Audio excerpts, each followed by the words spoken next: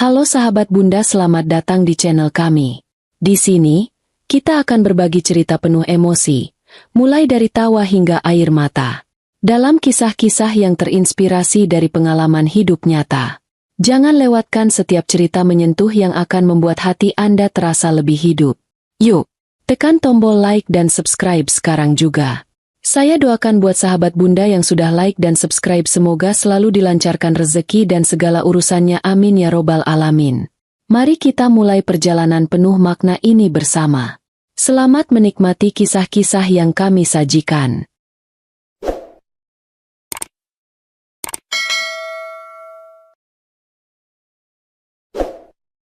Namaku Ira. Aku seorang istri dan ibu rumah tangga yang telah 5 tahun menikah dengan Bima. Seorang pria yang dulu selalu menjadi pusat kebahagiaanku. Suamiku adalah pengusaha sukses, dan aku memilih mengelola rumah tangga sambil menjalani usaha kecilku. Tidak bisa dipungkiri kesuksesan suamiku selama ini ada campur tanganku. Aku selalu senantiasa menemaninya ketika terjatuh dan ketika membutuhkan solusi. Namun, akhir-akhir ini, aku merasa ada yang berbeda. Pernikahan kami awalnya seperti dongeng. Bima adalah sosok yang hangat, perhatian, dan selalu menempatkan keluarga di atas segalanya. Tapi belakangan, entah mengapa, ada sesuatu yang berubah. Aku mulai merasakan perubahan ini beberapa bulan yang lalu. Perubahan kecil yang awalnya kuabaikan. Bima menjadi lebih pendiam. Jika biasanya ia selalu menyempatkan waktu untuk bertanya tentang hariku atau sekadar bercanda di sela-sela kesibukannya, kini ia lebih sering tenggelam dengan ponselnya. Awalnya, aku pikir itu hal yang wajar. Toh, Bima memang sedang sibuk dengan proyek barunya. Namun, lama-kelamaan, kebiasaan ini menjadi semakin mencolok. Aku sering mendapati Bima duduk di sofa dengan tatapan fokus pada layar ponselnya. Jemarinya mengetik cepat seolah ada sesuatu yang sangat penting. Jika aku mendekat dan bertanya apa yang sedang ia lakukan, jawabannya selalu singkat. Pekerjaan, katanya, tanpa menoleh. Aku mencoba mengerti. Aku tahu Bima adalah tipe pria yang serius soal karirnya. Tapi tetap saja, perasaanku mengatakan ada sesuatu yang tidak benar. Hal lain yang membuatku semakin curiga adalah bagaimana Bima mulai menjaga ponselnya seperti harta karun. Dulu, ia sering meninggalkan ponselnya begitu saja di meja, di sofa, bahkan terkadang di dapur. Aku bisa meminjamnya kapan saja tanpa perlu bertanya. Tapi sekarang, ia selalu memastikan ponselnya ada di dekatnya. Bahkan ketika ia ke kamar mandi. Jika ada notifikasi masuk, ia akan segera membukanya, terkadang dengan ekspresi yang sulit kuartikan. Aku mencoba menenangkan diriku. Mungkin aku hanya terlalu sensitif. Mungkin semua ini hanyalah imajinasiku karena Bima sedang sibuk. Tapi perasaan itu tidak juga hilang. Ada sesuatu yang mengganjal di hatiku, seperti duri kecil yang tidak terlihat tapi terasa menyakitkan. Semuanya memuncak pada suatu malam. Hari itu adalah ulang tahunku. Sejak pagi, aku menunggu kejutan dari Bima, seperti tahun-tahun sebelumnya. Biasanya, ia akan mengajakku makan malam romantis atau memberiku hadiah yang dipilih dengan penuh perhatian. Tapi hari itu, tidak ada apa-apa, tidak ada ucapan, tidak ada kejutan. Bahkan, ia pulang lebih larut dari biasanya. Ketika akhirnya ia tiba di rumah, aku menyambutnya dengan senyum, berusaha menyembunyikan kekecewaanku. "Capek, Mas?" tanyaku, berharap mendapat sedikit perhatian. Tapi ia hanya mengangguk dan berkata, "Iya, capek banget. Banyak kerjaan hari ini." Setelah itu, ia langsung menuju kamar dan mengambil ponselnya. Aku hanya bisa menatapnya, merasa semakin terabaikan. Malam itu, ketika Bima tertidur, aku memutuskan untuk melakukan sesuatu yang tidak pernah terpikirkan sebelumnya. Aku ingin tahu apa yang sebenarnya terjadi. Aku ingin memastikan apakah semua ini hanya perasaanku atau ada sesuatu yang lebih besar di balik perubahan sikapnya. Dengan hati-hati, aku meraih ponselnya yang tergeletak di meja samping tempat tidur. Aku membuka WhatsApp-nya. Jari-jariku gemetar saat menggulir daftar percakapan. Jantungku berdetak kencang, seolah-olah tubuhku memberi peringatan akan sesuatu yang mungkin tidak ingin aku temukan. Namun, yang kulihat hanyalah obrolan biasa. Pesan-pesan dari kolega kerja, grup keluarga, dan beberapa teman lama. Semuanya terlihat normal. Aku mencoba membaca lebih dalam, mencari-cari sesuatu yang mencurigakan. Tapi tidak ada. Tidak ada nama asing, tidak ada pesan yang disembunyikan, tidak ada apapun yang bisa membenarkan kecurigaanku. Sesaat, aku merasa lega. Mungkin aku memang berlebihan. Mungkin semua ini hanya ketakutanku sendiri. Namun, rasa lega itu tidak bertahan lama. Ada sesuatu yang tidak beres. Aku yakin itu. Meski tidak ada bukti yang kutemukan di WhatsApp, perasaanku mengatakan ada hal lain yang ia sembunyikan dariku. Aku meletakkan ponselnya kembali di tempat semula, lalu berbaring di sampingnya yang tertidur pulas. Mataku menatap langit-langit kamar. Pikiranku penuh dengan pertanyaan yang belum terjawab. Sejak malam itu, aku mulai lebih memperhatikan Bima. Aku mencatat setiap gerak-geriknya, mencoba mencari pola atau petunjuk. Aku perhatikan bagaimana ia lebih sering tersenyum kecil saat menatap ponselnya, sesuatu yang jarang kulihat ketika ia bersamaku. Aku juga melihat bagaimana ia selalu sibuk mengetik pesan saat kami sedang menonton televisi bersama, dan bagaimana ia tampak lebih sering memeriksa notifikasi, bahkan ketika kami sedang makan malam. Aku mencoba bertanya secara langsung, tetapi jawabannya selalu sama. Ini urusan pekerjaan. Aku ingin percaya padanya. Aku benar-benar ingin. Tapi caranya menjawab, tanpa bertatap mata, hanya membuatku semakin yakin bahwa ia menyembunyikan sesuatu. Satu hal yang juga mencurigakan adalah bagaimana ia tiba-tiba mulai lebih memperhatikan penampilannya. Bima memang selalu rapi, tetapi belakangan ini ia menjadi lebih perfeksionis. Ia membeli parfum baru, mengganti gaya rambut, dan bahkan mulai berolahraga lebih teratur. Ketika aku bertanya, ia hanya berkata, "Aku mau tampil lebih segar, kan baik juga buat kesehatan." Lagi-lagi, aku hanya bisa diam, menyimpan kecurigaanku sendiri. Aku tahu aku tidak bisa terus seperti ini. Aku harus menemukan cara untuk mencari tahu apa yang sebenarnya terjadi. Tapi aku juga tahu bahwa aku tidak boleh gegabah. Jika aku terlalu terburu-buru, aku mungkin akan kehilangan kesempatan untuk menemukan kebenaran. Jadi aku memutuskan untuk menunggu saat yang tepat untuk bertindak. Di malam-malam berikutnya, aku sering terjaga lebih lama, berharap bisa menemukan sesuatu. Kadang, aku merasa bersalah atas apa yang kulakukan. Aku merasa seperti seorang istri yang tidak mempercayai suaminya sendiri. Tapi di sisi lain, aku juga merasa bahwa aku berhak mengetahui kebenaran. Aku berhak mengetahui apa yang sebenarnya terjadi di balik semua perubahan ini. Aku kembali berbaring di samping Bima yang tertidur. Aku memandang wajahnya, mencoba mengingat kembali semua momen indah yang pernah kami lewati bersama. Dalam hati, aku berharap semua ini hanyalah kesalahpahaman. Aku berharap Bima masih menjadi Bima yang dulu, suami yang kucintai dan percayai sepenuhnya. Tapi jauh di dalam hati, aku tahu aku harus bersiap untuk menghadapi kenyataan, apapun itu. Malam itu, hatiku bergolak seperti gelombang yang menghantam batu karang. Naluri seorang istri tak pernah salah, dan aku tahu ada sesuatu yang disembunyikan oleh Bima. Aku tidak bisa lagi duduk diam menunggu jawaban datang dengan sendirinya. Jika bukan di WhatsApp, maka aku harus mencari di tempat lain.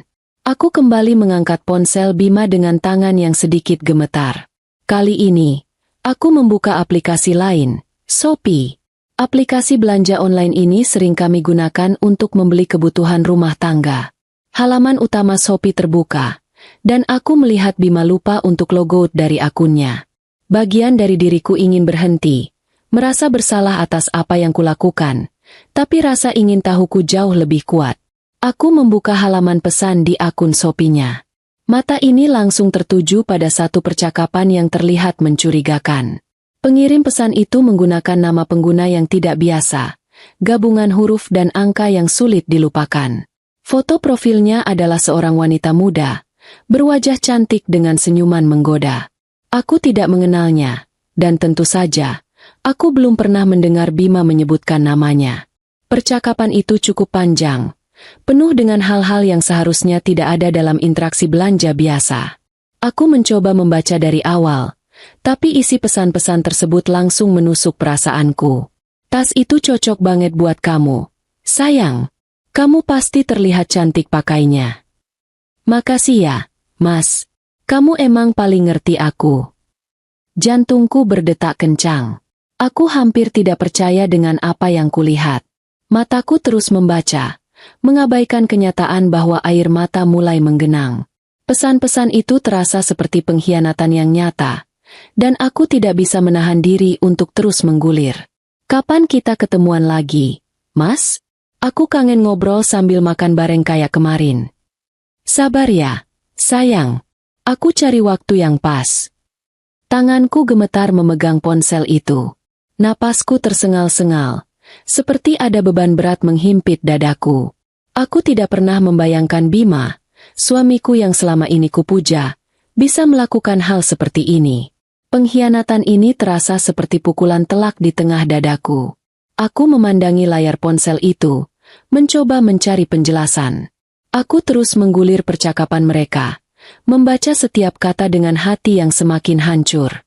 Aku menemukan bukti lain, foto screenshot tas bermerek mahal yang dibeli Bima untuk wanita itu.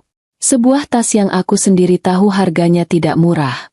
Aku ingat, belum lama ini, aku pernah meminta Bima untuk membeli blender baru karena blender kami yang lama mulai rusak. Tapi ia mengatakan bahwa kami harus lebih hemat karena ada pengeluaran besar yang sedang ia tanggung. Dan sekarang, aku melihat bukti nyata bahwa uang itu ia habiskan untuk wanita lain.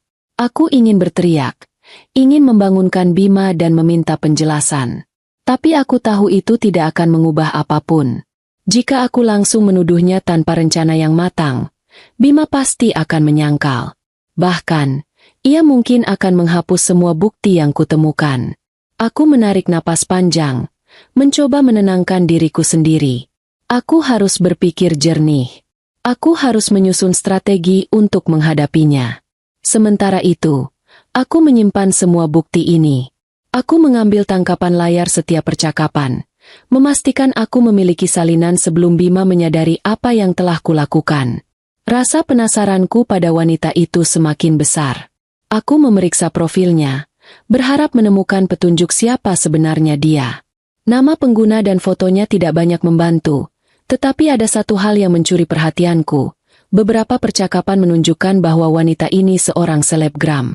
Ia membahas soal endorse, kolaborasi dengan merek, dan jadwal pemotretan. Aku membuka Instagram dan mencoba mencari akun wanita itu. Setelah beberapa kali mencoba kombinasi nama pengguna, aku akhirnya menemukannya. Akun Instagram itu penuh dengan foto-foto glamor. Ia sering memamerkan barang-barang mewah, tas mahal, pakaian bermerek, dan sepatu berkelas. Di salah satu unggahannya, aku bahkan melihat tas yang sama persis dengan yang dibahas di percakapan mereka. Hati ini semakin berat. Tidak hanya Bima telah mengkhianatiku, ia juga terlibat dengan wanita yang hidupnya dipenuhi kemewahan dan perhatian publik. Tapi aku tidak akan membiarkan semua ini berlalu begitu saja. Aku harus mencari cara untuk membalas, untuk membuat Bima dan wanita itu sadar akan kesalahan mereka. Malam itu aku tidak bisa tidur. Pikiranku dipenuhi oleh rencana-rencana yang saling bertubrukan. Aku harus memastikan bahwa aku memiliki kendali atas situasi ini sebelum semuanya menjadi lebih buruk. Aku tahu, apa yang akan kulakukan nanti mungkin akan mengubah hidup kami selamanya. Tapi aku tidak peduli. Aku tidak bisa terus hidup dalam kebohongan. Aku menyusun rencana di kepalaku. Langkah pertama adalah mengumpulkan lebih banyak bukti. Langkah kedua adalah memastikan bahwa kebenaran ini tidak hanya aku yang mengetahuinya. Jika Bima dan wanita itu ingin bermain-main di belakangku, maka aku akan memastikan mereka menghadapi konsekuensinya. Aku menatap langit-langit kamar, mencoba menahan air mata yang terus mengalir. Aku tidak tahu bagaimana akhir dari semua ini, tapi satu hal yang pasti, aku tidak akan membiarkan mereka lolos begitu saja. Di pagi harinya, aku sudah siap untuk melangkah lebih jauh. Aku tidak tahu apa yang akan kulakukan pertama kali, tapi aku tahu bahwa aku tidak akan berhenti sampai aku mendapatkan keadilan. Bagiku, ini bukan hanya tentang menyelamatkan pernikahanku. Ini tentang mempertahankan harga diriku sebagai seorang istri dan wanita. Pagi itu, aku duduk dengan hati yang penuh amarah, namun dengan tekad yang lebih besar. Pikiranku tak lagi terlarut dalam perasaan terluka, melainkan telah berubah menjadi strategi yang matang. Aku tahu apa yang harus dilakukan. Aku tidak bisa lagi menunggu penjelasan Bima yang penuh kebohongan. Ini sudah lebih dari sekadar masalah pernikahan kami. Ini tentang harga diriku, tentang membuat mereka merasakan konsekuensinya. Aku akan membongkar semuanya, dan aku akan melakukannya dengan cara yang paling terbuka. Aku membuka Instagram dan mulai menggali lebih dalam tentang Citra. Dengan 100.000 pengikut dan kehidupan yang tak bisa disembunyikan, semua yang kulihat di profilnya semakin menguatkan dugaan bahwa hubungan mereka lebih dari sekadar transaksi belanja. Citra sering mengunggah foto barang mewah, tas branded, dan perjalanan ke luar negeri, semua yang menunjukkan status sosial yang tinggi. Setiap foto, setiap kolaborasi dengan merek ternama, semakin menegaskan bahwa ini bukan hanya wanita biasa. Aku tahu aku tidak bisa hanya berdiam diri. Aku sudah memiliki cukup bukti, nama, foto-foto, dan jejak digital yang tak terbantahkan. Namun, aku tidak hanya ingin menyimpan semuanya untuk diriku sendiri. Aku ingin dunia tahu siapa Citra sebenarnya. Sekarang aku tahu siapa Citra, tapi untuk benar-benar menghancurkan kebohongan mereka, aku harus memastikan aku memiliki bukti yang lebih kuat. Aku kembali memeriksa riwayat transaksi Bima di Shopee, dan semakin banyak bukti yang muncul. Tas mahal yang dibeli untuk Citra, barang-barang lain yang jelas-jelas bukan untuk kami, dan yang paling mengejutkan, Bima membayar lebih banyak untuk Citra daripada untuk kebutuhanku. Semua ini semakin menguatkan bahwa hubungan mereka bukan sekadar teman belanja. Aku memotret setiap bukti, memastikan aku memiliki salinan yang tak bisa diubah. Tangkap layar percakapan mereka, bukti pembelian, bahkan foto-foto yang menunjukkan betapa dekatnya mereka. Semua ini akan kuperlihatkan ke dunia. Aku sadar bahwa untuk membuat mereka merasakan konsekuensi dari perbuatan mereka, aku harus membagikan bukti ini ke dunia. Dengan jumlah pengikutku yang besar di media sosial, aku tahu aku bisa membuat mereka tidak bisa bersembunyi lagi. Aku akan mengungkapkan semuanya, dan kali ini, bukan hanya Bima yang akan merasa malu, tapi juga Citra. Aku membuka aplikasi Instagramku, menulis sebuah postingan yang penuh dengan emosi. Aku tidak akan menyembunyikan apapun. Aku akan menunjukkan kepada dunia siapa Bima dan Citra yang sebenarnya. Aku mulai menulis tentang rasa sakit yang kurasakan, tentang bagaimana Bima, yang kupuja selama ini, malah mengkhianatiku dengan wanita yang ternyata hidup dalam kemewahan. Aku unggah percakapan mereka, bukti pembelian barang mahal, dan semua yang kuanggap relevan. Aku tahu dengan jumlah pengikutku yang cukup besar, ini akan segera menjadi viral. Aku tidak hanya ingin mereka tahu, tetapi aku juga ingin membuat mereka merasakan konsekuensi. Aku tahu ini akan mengubah hidup kami, dan aku tidak tahu apa yang akan terjadi setelah ini. Namun, satu hal yang pasti, aku tidak akan membiarkan Bima dan Citra lolos begitu saja. Mereka harus bertanggung jawab atas apa yang telah mereka lakukan padaku. Aku menekan tombol post dengan rasa lega yang bercampur amarah. Aku tahu ini langkah besar yang tak akan bisa diubah lagi. Dunia sekarang tahu. Dan aku berharap Bima dan Citra akan merasakan betapa pedihnya dikhianati. Tak ada lagi yang bisa mereka sembunyikan. Semuanya telah terbongkar. Beberapa saat setelah aku mengunggah postingan itu, dunia seolah runtuh di depan mataku. Aku duduk diam, menatap layar ponselku dengan mata yang sedikit kosong, merasa campur aduk antara lega dan amarah yang terus bergemuruh dalam dada.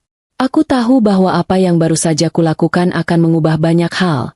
Tapi tak kusangka efeknya begitu cepat. Dalam hitungan menit, postinganku mulai mengumpulkan like dan komentar yang tidak terhitung jumlahnya. Ratusan orang, terutama teman-teman dan pengikutku, mulai menyuarakan dukungan mereka. Beberapa dari mereka merasa kasihan padaku, mengungkapkan rasa sakit yang sama, sementara yang lain tampaknya lebih terfokus pada menghujat Citra dan Bima. Aku merasa seperti berada dalam sorotan yang sangat besar.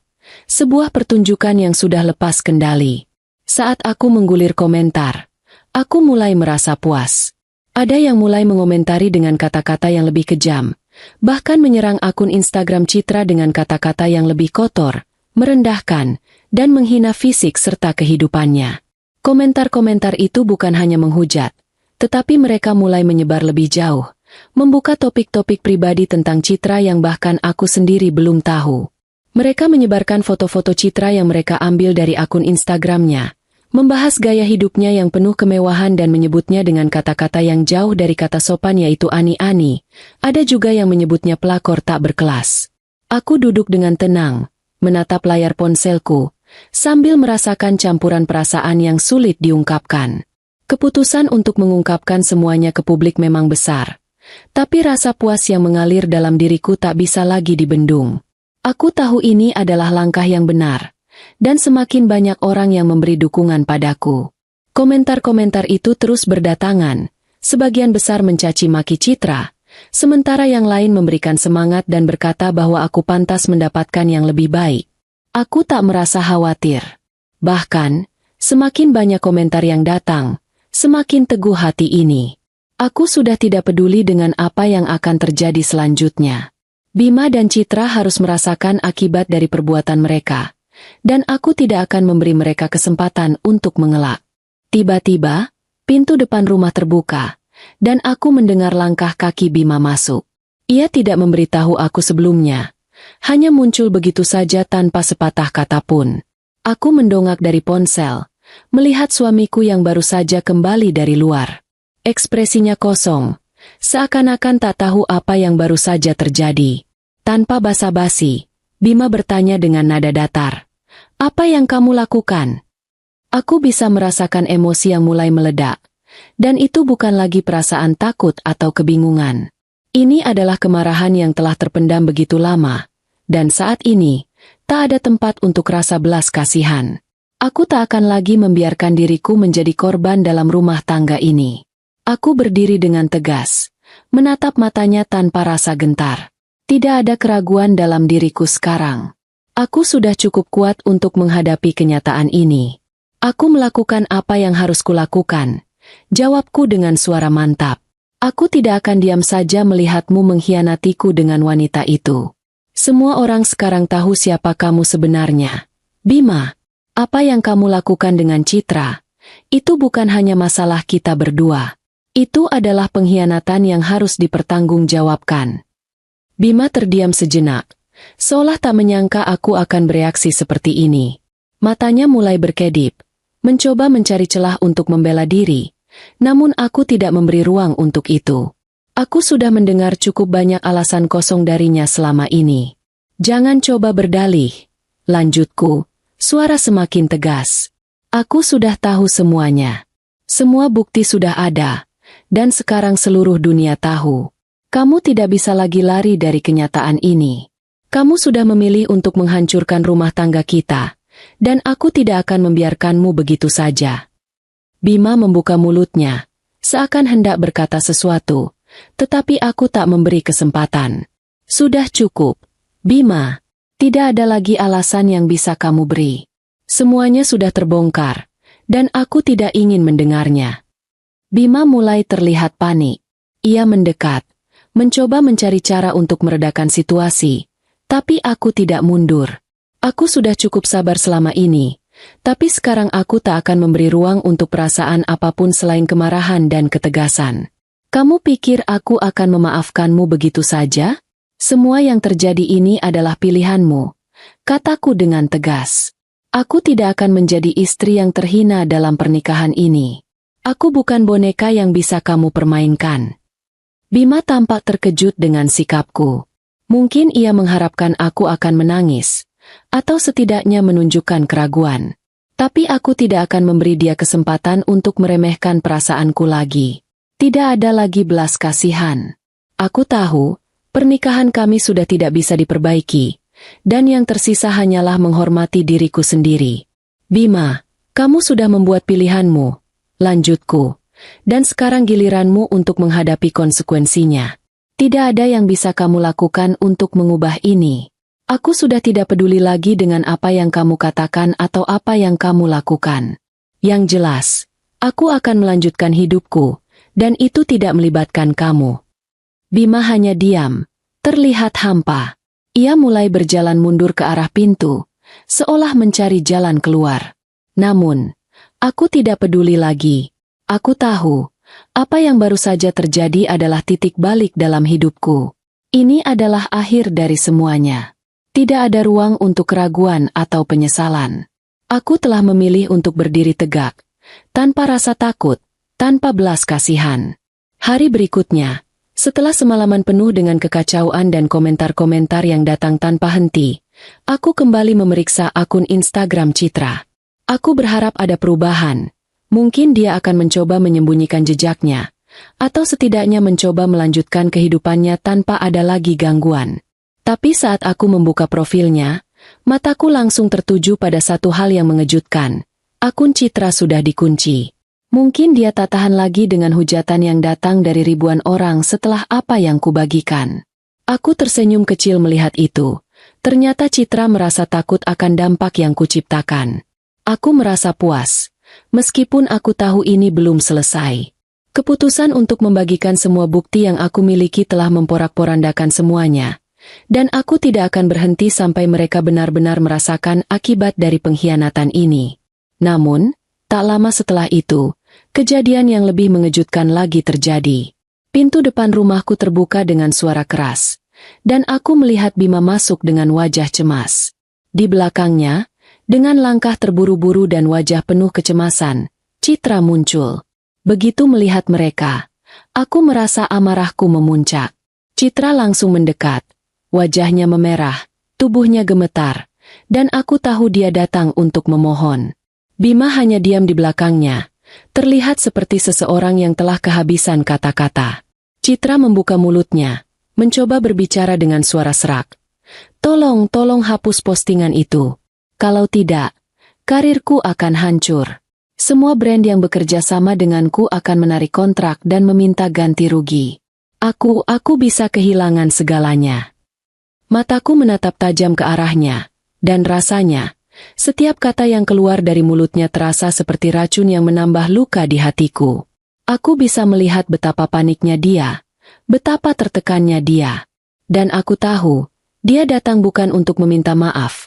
Dia hanya takut kehilangan apa yang telah dia dapatkan dari menghancurkan hidupku. Aku berdiri dengan tenang, meskipun dadaku terasa penuh dengan api kemarahan. Aku bisa merasakan darahku mendidih, dan dengan suara yang penuh kebencian, aku membalas. Kamu itu tidak lebih dari sampah hidup, Citra.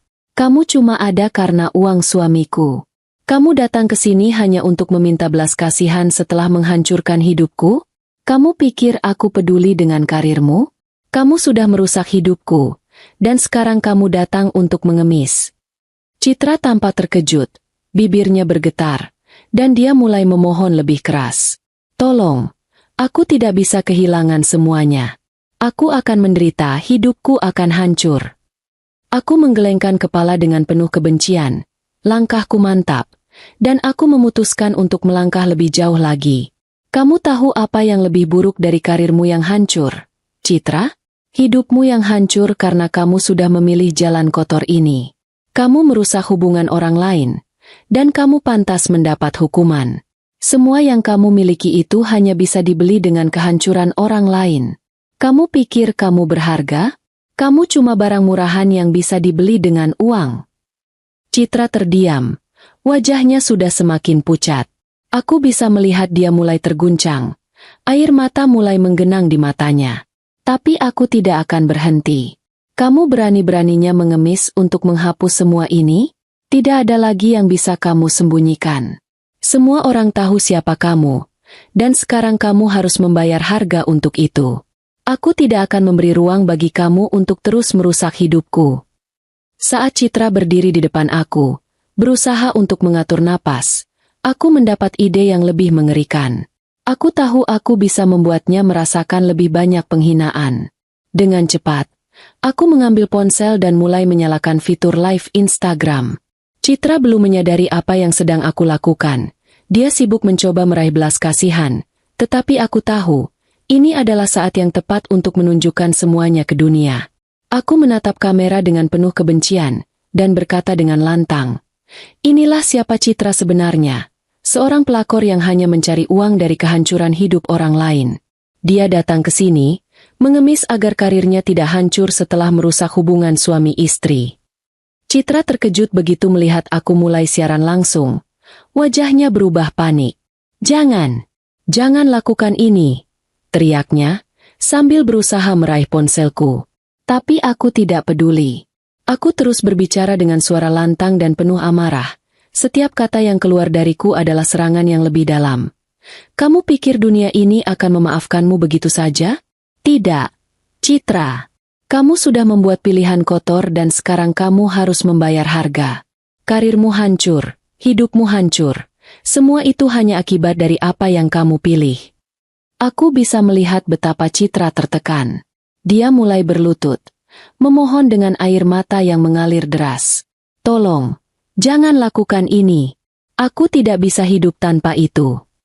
Aku tertawa dingin, menatap wajahnya dengan jijik. "Kamu pikir aku peduli? Kamu hanya pantas mendapatkan penghinaan. Kamu itu sampah, Citra. Semua ini adalah balasan dari apa yang sudah kamu lakukan." Siaran langsung itu menyebar begitu cepat. Ribuan orang menyaksikan bagaimana Citra berlutut dan memohon di depanku, dan ribuan komentar mulai memenuhi layar ponselku.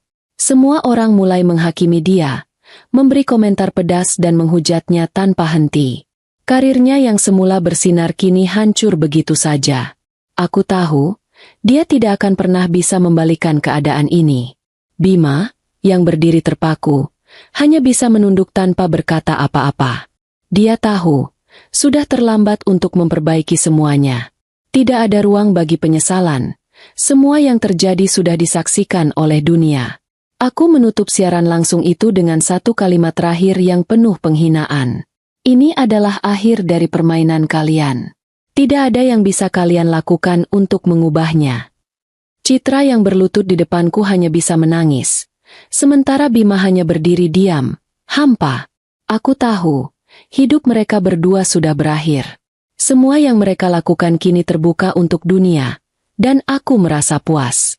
Setelah siaran langsung yang mengguncang dunia itu selesai, suasana di rumah terasa begitu sunyi, seolah semua energi telah terkuras habis. Citra sudah pergi, dengan wajah yang penuh rasa malu dan amarah, sementara Bima masih berdiri di sana, seperti patung yang kehilangan ruhnya. Namun, meskipun hatiku terasa hancur dan penuh amarah, aku tahu satu hal yang pasti, aku tidak bisa lagi hidup dengan suamiku. Aku menatap Bima yang berdiri tak berdaya, dan rasanya dunia ini terasa begitu jauh. Semua pengkhianatan yang selama ini aku sembunyikan, semua kebohongan yang telah kutanggung, kini seperti gelombang yang datang menghantam tanpa ampun. Semua itu membuatku merasa seolah aku tak lagi mengenal orang di depanku. "Bima," ucapku dengan suara dingin dan tegas, "kamu sudah menghancurkan segalanya. Tidak ada yang bisa diperbaiki lagi. Aku tidak ingin lagi hidup denganmu." Bima terlihat terkejut. Matanya membesar seolah tak percaya dengan kata-kataku. Dia membuka mulutnya, mencoba berbicara, tapi aku sudah tidak ingin mendengar alasan atau penyesalan dari mulutnya. Semua yang dia lakukan sudah cukup. "Apa maksudmu? Kamu ingin bercerai?" tanyanya dengan suara bergetar, mencoba meraih tanganku. Namun, aku menghindar, tidak memberi ruang sedikit pun untuk penyesalannya. "Ya, aku ingin bercerai," jawabku tegas, tanpa sedikit pun keraguan. "Kamu tidak pantas lagi menjadi suamiku. Kamu sudah memilih untuk menghancurkan hidup kita, dan aku tidak akan terus hidup dalam kebohongan ini." Bima tampak kehilangan kata-kata, wajahnya memucat, dan aku bisa melihat keputusasaan di matanya. Tapi itu tidak lagi membuatku goyah. Aku tidak peduli dengan penyesalannya, karena semuanya sudah terlambat. Pengkhianatan itu sudah terjadi, dan aku tidak akan pernah memaafkannya. Aku sudah siap dengan semua yang akan terjadi. Sebelum Bima datang ke rumah, aku telah memastikan semua aset yang ada di sini. Rumah, kendaraan, semua yang kami miliki, tercatat atas namaku. Tidak ada satupun yang bisa dia ambil. Ini adalah hakku, hasil dari kerja keras dan pengorbanan yang selama ini kulakukan. Bima tidak punya hak atas apapun lagi di sini.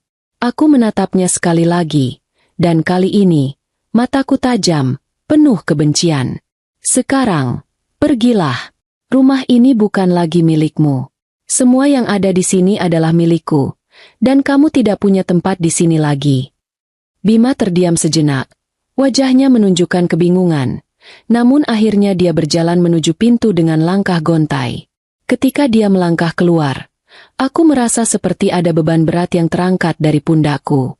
Semua yang aku rasakan sebelumnya, kecewa, marah, sakit, sekarang seolah lenyap begitu saja. Aku tidak lagi melihat Bima sebagai suamiku. Dia bukan lagi orang yang aku kenal. Setelah Bima pergi, rumah itu terasa begitu sepi, namun juga begitu lega. Aku tidak lagi terikat dengan seseorang yang telah menghancurkan hidupku. Semua kenangan indah yang dulu kami bangun bersama kini hanya menjadi bayangan yang mulai memudar. Aku tahu, bercerai adalah keputusan yang tepat, keputusan yang aku buat untuk diriku sendiri. Aku pantas mendapatkan kebahagiaan, dan aku tidak akan membiarkan siapapun, termasuk Bima, menghalangi jalanku. Aku duduk di ruang tamu, menatap ruang kosong yang dulunya penuh dengan tawa dan kebahagiaan. Sekarang, hanya ada kebebasan yang mengalir dalam diriku. Aku tidak merasa takut, tidak merasa ragu.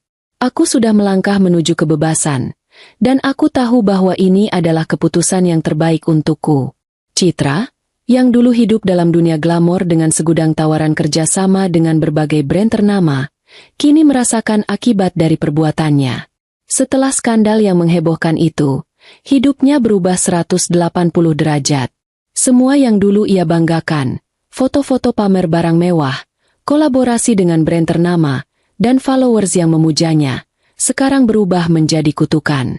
Setiap kali dia membuka Instagram, komentar-komentar negatif langsung memenuhi beranda. Dulu, kolom komentarnya penuh dengan pujian, tapi sekarang yang ada hanya caci maki.